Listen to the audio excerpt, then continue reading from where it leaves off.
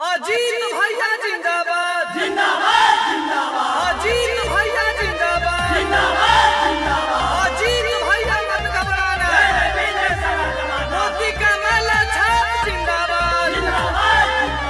जिंदाबाद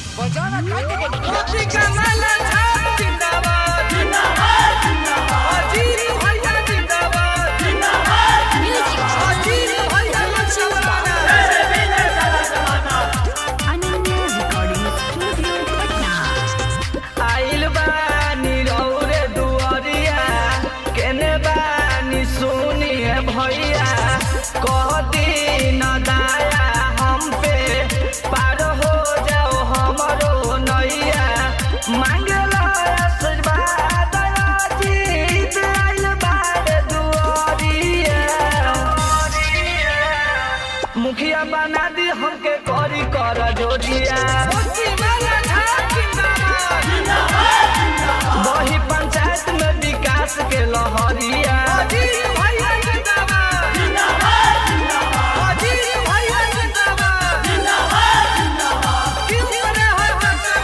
कोई नहीं है टक्कर में जय विजय सारा जमाना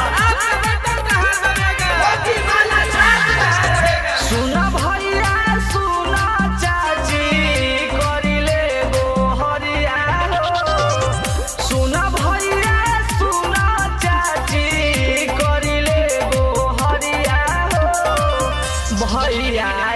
जीत के बचई हो माथे पगड़िया हो भैया जीत के बचई हो तू तो पगड़िया हो एके बेरी कके विश्वास देख चाचा मनावा के पूरा सब आस होई हो भैया जीत जब बन जाई है मुखिया पंचायत के पूरा विकास होई हो एक नंबर जहां रहेगा एक नंबर जहां रहेगा जय विजय सारा जमाना मोदी माला छाप जाएगा मोती माला बटन दबई हो मुखिया बनई हो मोती माला बटन दबई हो मुखिया बनई हो भोट अपन दे के तू तो इनका जीतई हो भोट अपन दे के तू तो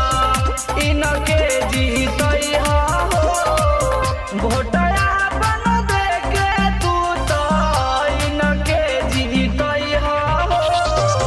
भोट अपन दे के तू तो इनके जीतई हो सुबोध भी जाके तू तो